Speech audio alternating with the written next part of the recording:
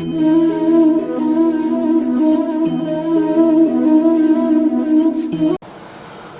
વિદ્યાર્થી મિત્રો, આપણે લાસ્ટ લેક્ચરની અંદર ડબલ્યુબીસી કેવી રીતે નિર્માણ પામે છે અને ડબલ્યુબીસી જે છે એના કેટલા ભાગ પડે છે અથવા તો કેટલા પ્રકારના કોષોને ડબલ્યુબીસીના કોષો કહેવાય એના વિશે આપણે જોયું હતું.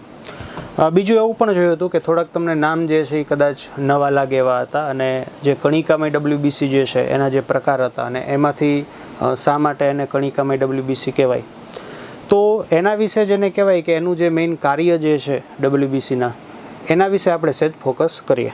તો ફરીથી મિત્રો હું તમને જણાવી દઉં કે ડબલ્યુબીસી જે છે તેના મુખ્ય પ્રકાર આપણે આવી રીતે પાડેલા હતા: કણિકામય ડબલ્યુબીસી અને કણિકા વિહીન ડબલ્યુબીસી.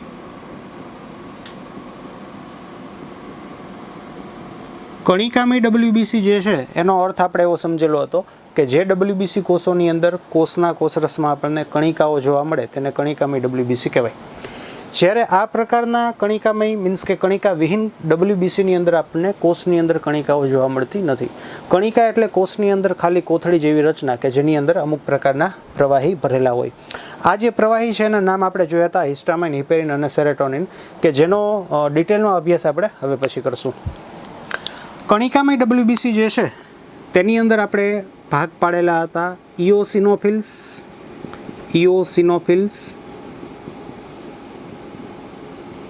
બીજો ભાગ હતો બેઝોફિલ્સ અને જે ત્રીજો પ્રકાર હતો તેને આપણે ન્યુટ્રોફિલ્સ તરીકે ઓળખતા. હવે આ નામ કેવી રીતે આવ્યા છે એની પાછળનું પણ એક જેને કહેવાય કારણ છે, જે કારણ આપણે આવનારા લેક્ચરની અંદર ભણશું. ઇઓસિનોફિલ્સ જે છે એને બીજી ભાષામાં જેને કહેવાય કે અમ્લ રંગગ્રાહી કોષ તરીકે પણ ઓળખવામાં આવે છે. અમ્લ રંગગ્રાહી કોષ. બેઝોફિલ્સ છે તેને અલ્ક રંગગ્રાહી કોષ તરીકે પણ ઓળખવામાં આવે છે. ન્યુટ્રોફિલ્સને તટસ્થ કણ તરીકે પણ ઓળખવામાં આવે છે. હવે તમને ટૂંકમાં હું પરિચય આપી દઉં.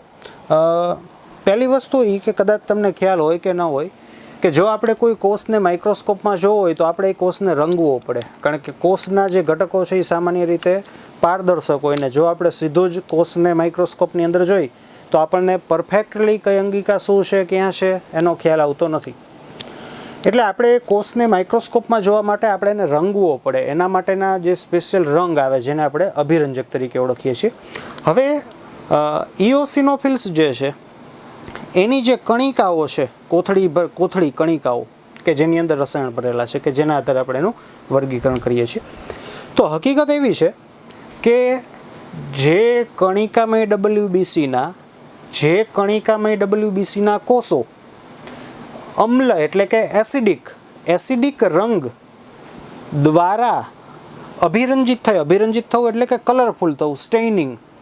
એટલે ફરીથી બોલું છું કે ઇઓસિનોફિલ્સ એને કહેવાય કે જે કણિકામય ડબલ્યુબીસીના કોષો એસિડિક રંગ દ્વારા કલરફુલ થઈ જાય, એસિડિક રંગને ગ્રહણ કરી શકે, તેને અમ્લ રંગગ્રાહી, અમ્લ એસિડિક અથવા તો ઇઓસિનોફિલ્સ કહેવાય. હવે આ સમજાવું એટલે ધીમે ધીમે ક્લિયર થાય કે જે કણિકામય ડબલ્યુબીસી બેઝિક એટલે કે આલ્કલી રંગ દ્વારા કલરફુલ થાય એવા બધા જ કણિકામય ડબલ્યુબીસીને બેઝોફિલ્સ કહેવાય. તો ઇઓસિનોફિલ્સ જે છે, હવે આપણી સામે ત્રણ પ્રકારના કોષો આપેલા હોય, ઇઓસિનોફિલ્સ, બેઝોફિલ્સ અને ન્યુટ્રોફિલ્સ. તો એની ઓળખ કેવી રીતે કરવી?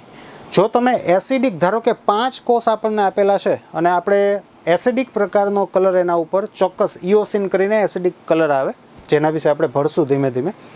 તો તમે એસિડિક પ્રકારનો કલર જેને કહેવાય છાંટો અને 5માંથી 3 પ્રકારના કોષ જે છે તે આ રંગને ગ્રહણ કરીને કલરફુલ બને, એટલે કે એની જે કણિકાઓ જે છે તે રંગને ગ્રહણ કરીને કલરફુલ બને, તો આ કોષને ઇઓસિનોફિલ્સ અથવા તો અમ્લ રંગગ્રાહી કોષ કહેવાય. એનો મિનિંગ એમ કે આપેલા 5 કણિકામય ડબલ્યુબીસી જે છે એમાંથી 3 કોષો જેને કહેવાય ઇઓસિનોફિલ્સ છે.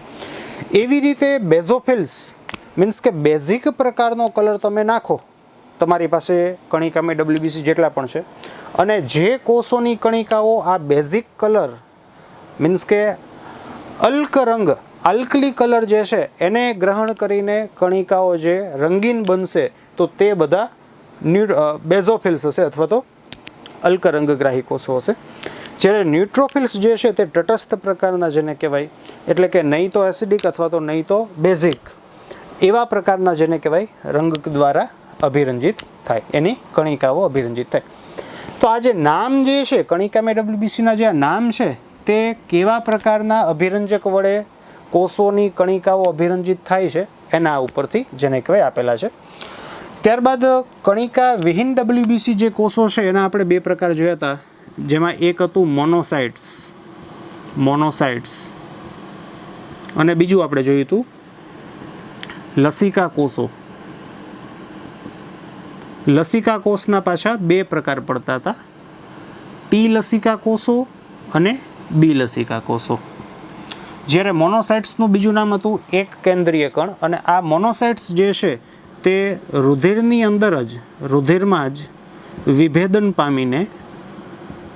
વિભેદન પામીને મેક્રોફેજમાં કન્વર્ટ થાય, મેક્રોફેજ અથવા તો ભક્ષક કોષો તરીકે આપણે એને ઓળખીશું, ભક્ષક કોષ. તો આ ભક્ષક કોષ અથવા તો જેને કહેવાય મોનોસાઇટ્સ છે, ટી કોષ છે, બી કોષ છે કે જે કણિકા વિહીન WBCના પ્રકાર છે. હવે આપણે આના બેઝિક ઉપર છેલ્લા જે કાર્ય જે છે એના વિશે આપણે સમજીએ. તો આ ત્રણેય પ્રકારના જે કોષો જે છે તે સામાન્ય રીતે એલર્જીક રિએક્શન અથવા તો એલર્જીની અંદર જેને કહેવાય ભાગ ભજવે છે. જ્યારે ટી કોષો અને બી કોષો, એમાંય ખાસ કરીને ટી કોષોની જો હું ચર્ચા કરું તો આ ટી કોષો જે છે તે સ્વજાત અને પરજાત કોષ અથવા તો સ્વજાત કોષ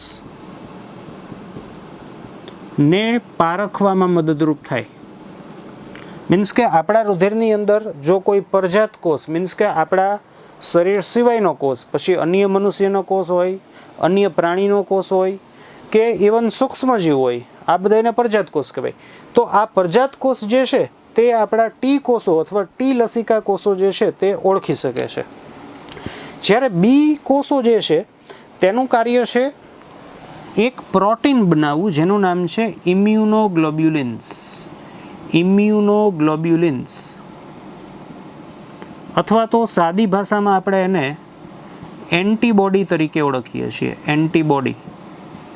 તો આ એક પ્રોટીન છે, આ પ્રોટીનનું સંશ્લેષણ બી કોષો દ્વારા થાય, અને આ પ્રોટીન જે છે તે આપણી રોગ પ્રતિકારક શક્તિની અંદર અથવા તો રોગ પ્રતિકારકતામાં ભાગ ભજવે છે. કેવી રીતે ભાગ ભજવે છે તે આપણે એમને જોઈએ. જ્યારે મેક્રોફેજ જે છે અથવા તો એનું ગુજરાતી નામ ઉપરથી પણ આપણને ખબર પડે કે ભક્ષક કોષ, મીન્સ કે સામાન્ય રીતે મેક્રોફેજ જે છે તે કોષનું ભક્ષણ કરે, કોષનું ભક્ષણ. હવે કયા કોષનું ભક્ષણ કરે તો એની અંદર બે પ્રકાર આવે છે. એક છે આપણા જ શરીરના મૃત અથવા તો ચેપગ્રસ્ત કોષો.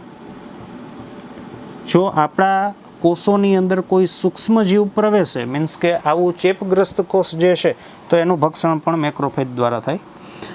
ઉપરાંત મેક્રોફેજ દ્વારા કે જે આપણે આ ચેપ્ટર અથવા તો ઇમ્યુનિટીનો જે પાર્ટ છે એની અંદર જે મેઇન જોવાનો છે તે છે પરજાત કોષ.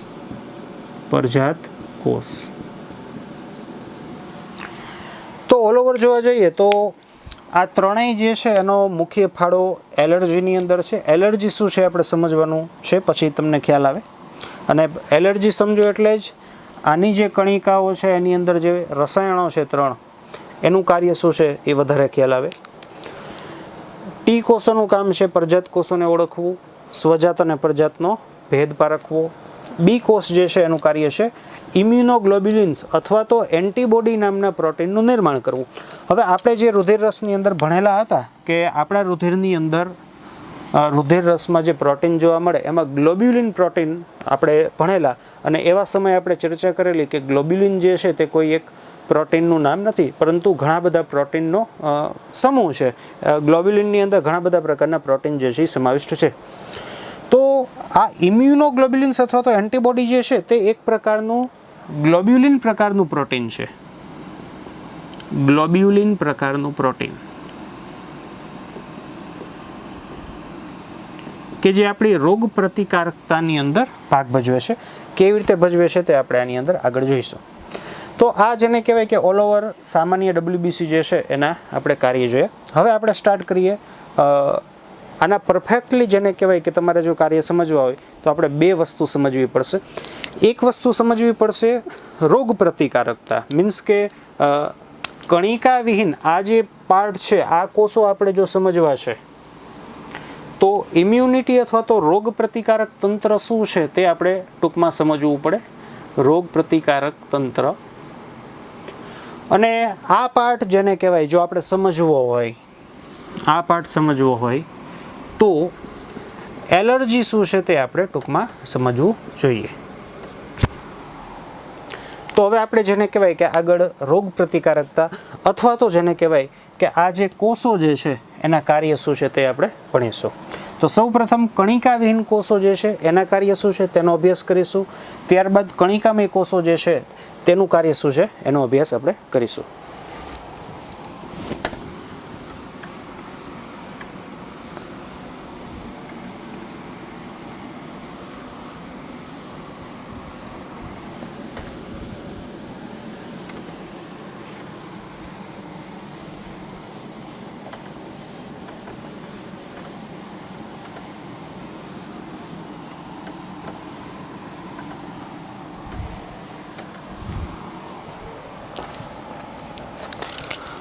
તો સ્ટાર્ટ કરીએ.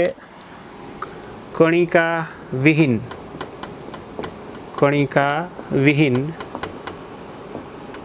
WBCના કાર્ય.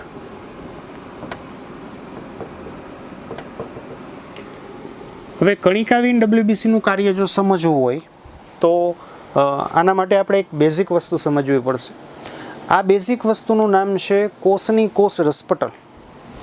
કોષ રસપટલ જે છે એનો આપણે બેઝિક ખ્યાલ આપણે જેને કહેવાય અહીંયા જોઈશું. વધારે જેને કહેવાય કે તમે કોષ નામના ચેપ્ટરની અંદર કોષ રસપટલ શું છે તેના વિશે અભ્યાસ કરશો. તો આપણે સૌપ્રથમ જેને કહેવાય કે આનું કાર્ય સમજવું છે એટલે પહેલાં આપણે કોષ રસપટલ વિશે સમજીએ ટૂંકમાં.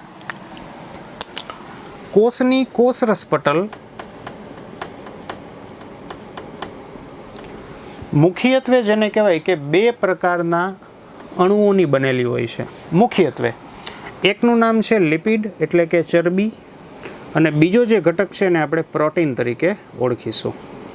અને તમે બહુ ડિટેલમાં જો અભ્યાસ કરશો તો ત્યારે આવશે કે કાર્બોદિત અથવા તો પોલિસેકેરાઇડ્સ પણ સામાન્ય રીતે જોવા મળે કોષ રસપટલની અંદર.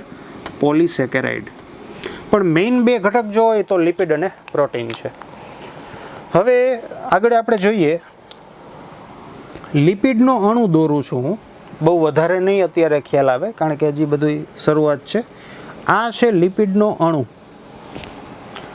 હું ડિસ્ક્રાઇબ કરું છું, તમે જો સમજી શકો તો, કે આ જે મેં ફુગા જેવું તમને લાગશે જેમાં આ ઉપરનો જે પાર્ટ છે ને તે હકીકતમાં COOH ગ્રુપ છે, જ્યારે નીચે તમને દોરી જેવું લાગે છે તે આવી રીતે શૃંખલા છે, અધ્રુવીય હાઇડ્રોકાર્બન શૃંખલા. તો આ મેં લિપિડનો અણુ દોરેલો છે કે જેની અંદર COOH ને હું આવી રીતે દોરું છું, અને આ જે શૃંખલા છે ને મેં આવી રીતે દોરેલી છે. તો આ લિપિડનો અણુ, પણ આમાં તમને હજી અત્યારે નહીં ખ્યાલ આવે એટલો બધો. પ્રોટીન. કોષની કોષ રસપટલ ઉપર સામાન્ય રીતે આપણને જો કાર્યની દ્રષ્ટિએ જોઈએ તો 3 પ્રકારના પ્રોટીન જોવા મળે. કાર્યની દ્રષ્ટિએ 3 પ્રકારના આપણને પ્રોટીન જોવા મળે. એકને હું કહીશ આયન માર્ગ અથવા તો આયન ચેનલ. બીજો જે પ્રોટીન છે એને હું કહીશ રિસેપ્ટર. અને ત્રીજા જે પ્રોટીનનો પ્રકાર આપણને જોવા મળે તેને હું કહીશ ઓળખ પ્રોટીન. તો પહેલાં હું તમને સામાન્ય કોષ રસપટલ કેવી છે એનો હું અંદાજો આપી દઉં. સપોઝ કે આ કોષની કોષરસ પટલ, આ કોષ છે અને આ છે કોષરસ પટલ. તો આટલો પાર્ટ જેને કહેવાય, હું તમને ઝૂમ કરીને બતાવું તો એ કંઈક આવો લાગે. તો સૌ પ્રથમ હું લિપિડના અણુઓ દોરીશ અને પ્રોટીનના અણુઓ દોરીને તમને સમજાવું. આ છે પ્રત્યેક લિપિડના અણુઓ.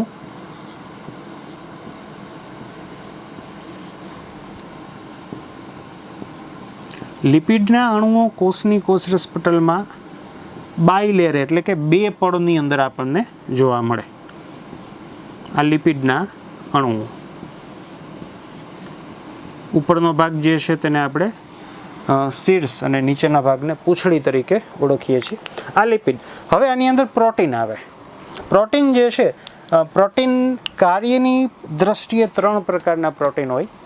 તો આયન માર્ગ કોને કહેવાય એ તમારી સમક્ષ રજૂ કરું છું કે આપણા કોષની કોષરસ પટલમાં આવી રીતે આ પ્રોટીન જે છે, આ આયન માર્ગ પ્રકારનું પ્રોટીન, આ બીજું પણ આયન માર્ગ પ્રકારનું પ્રોટીન.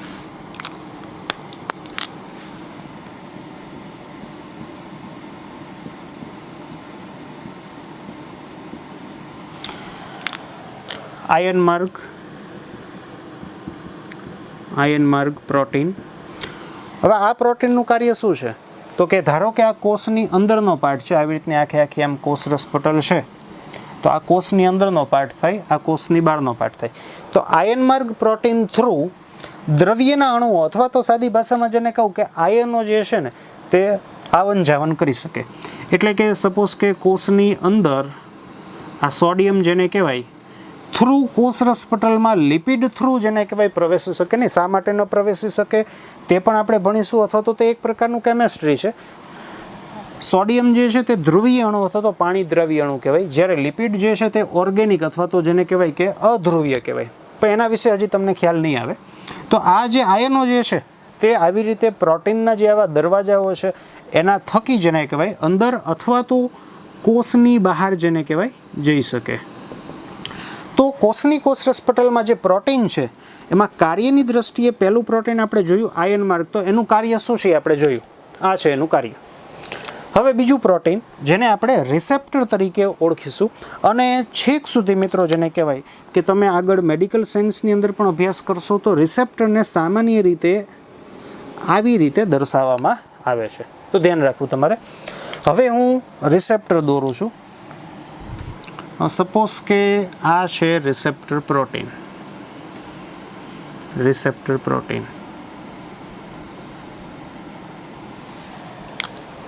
હવે રિસેપ્ટર પ્રોટીન જે છે એનું કાર્ય શું?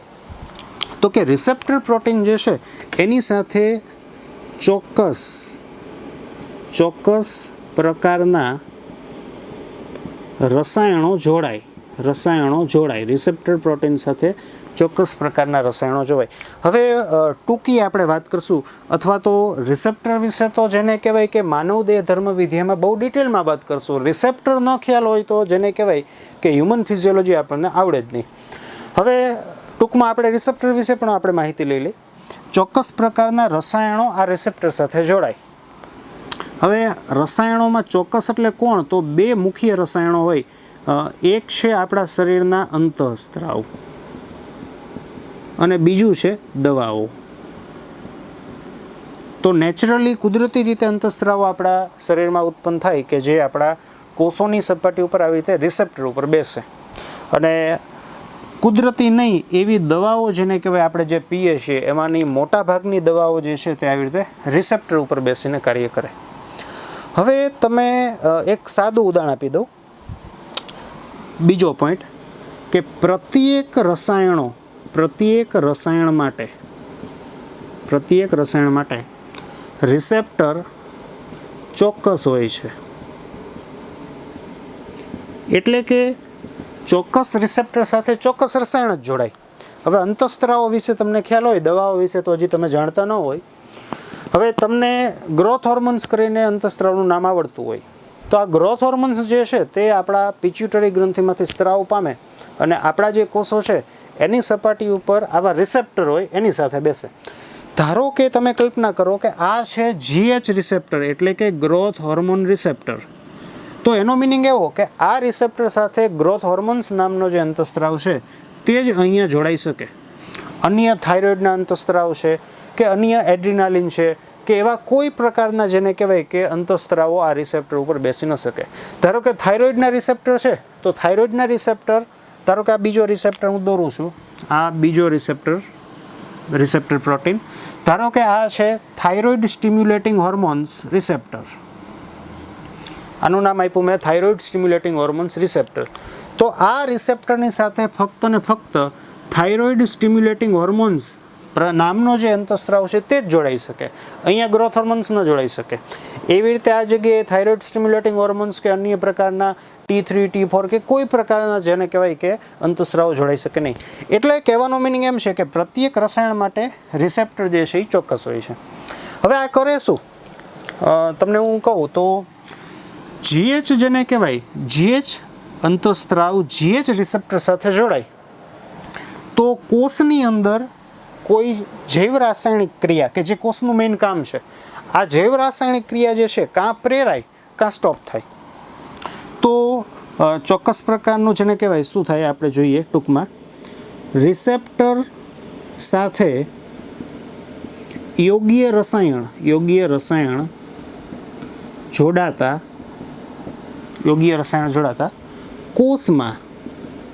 કોષમાં જૈવ રાસાયણિક ક્રિયા કાં તો શરૂ થાય, સ્ટાર્ટ થાય, અથવા તો બંધ થાય, અથવા તો સ્ટોપ થાય. તમને બીજું સાદું ઉદાહરણ આપી દઉં કે ધારો કે આ જઠરનો કોષ છે, આપણા જઠરનો કોષ છે, અને જેને કહેવાય કે બીજું એક આ રિસેપ્ટરનું નામ બદલાવી નાખીએ આપણે. ધારો કે આ જે રિસેપ્ટર છે એનું નામ છે H2 હિસ્ટામિનિક રિસેપ્ટર. આ H2 હિસ્ટામિનિક રિસેપ્ટર જે છે એની સાથે એક દવા, કદાચ તમે નામ સાંભળેલું હોય, ધારો કે દવાનું નામ છે લોરાટિડિન અથવા તો રાનિટિડિનનું કદાચ સાંભળેલું હોય.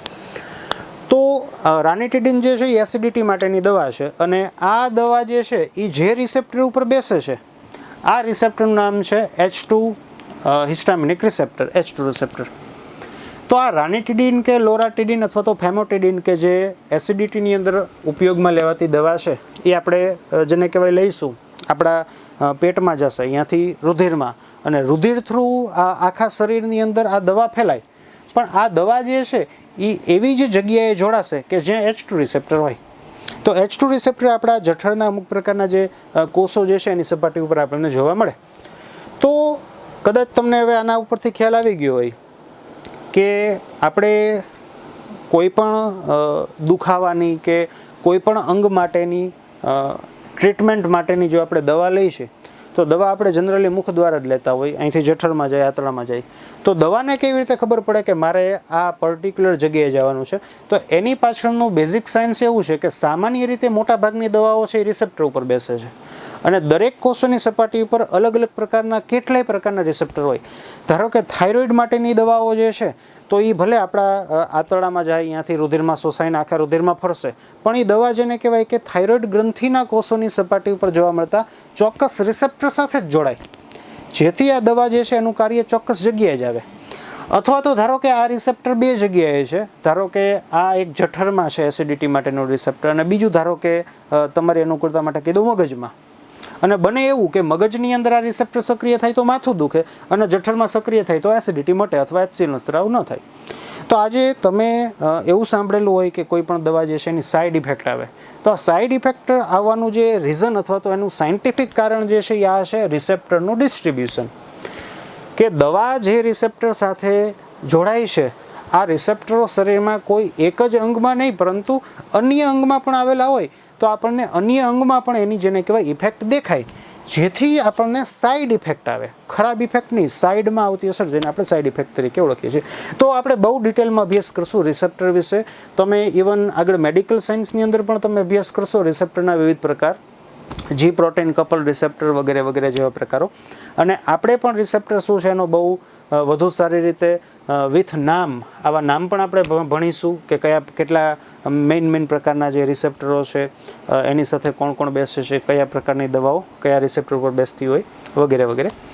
તો રિસેપ્ટર પ્રોટીન કે જેની સાથે સામાન્ય રીતે અંતઃસ્ત્રાવ અને દવાઓ જોડાય, અને રિસેપ્ટર સાથે અંતઃસ્ત્રાવ અથવા તો દવાઓ જોડાવાથી કોષની અંદર જીવ રાસાયણિક ક્રિયાઓમાં ફેરફાર થાય. તો આપણે પ્રત્યેક જેને કહેવાય કે એક ચોક્કસ શું થાય તે કહેવું અઘરું છે મીન્સ કે એનો કોઈ આન્સર સીધી રીતે નથી આપી શકાતો.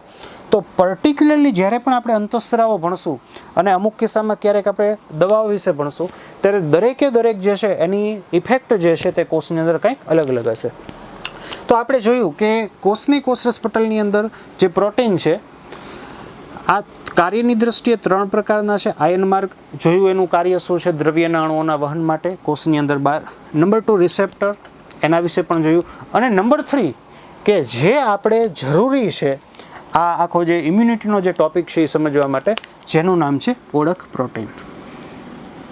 તો આ પણ બહુ મહત્ત્વનો છે કન્સેપ્ટ. આ જ ચેપ્ટરમાં આપણે આગળ ઉપયોગમાં પણ લેવાના છે. આ તો બ્રોડ કન્સેપ્ટ છે બાયોલોજીનો, આનું તો આખું ચેપ્ટર છે. તો ઓળખ પ્રોટીન શું છે એના વિશે જેને કહેવાય આપણે આગળના લેક્ચરની અંદર અભ્યાસ કરીશું.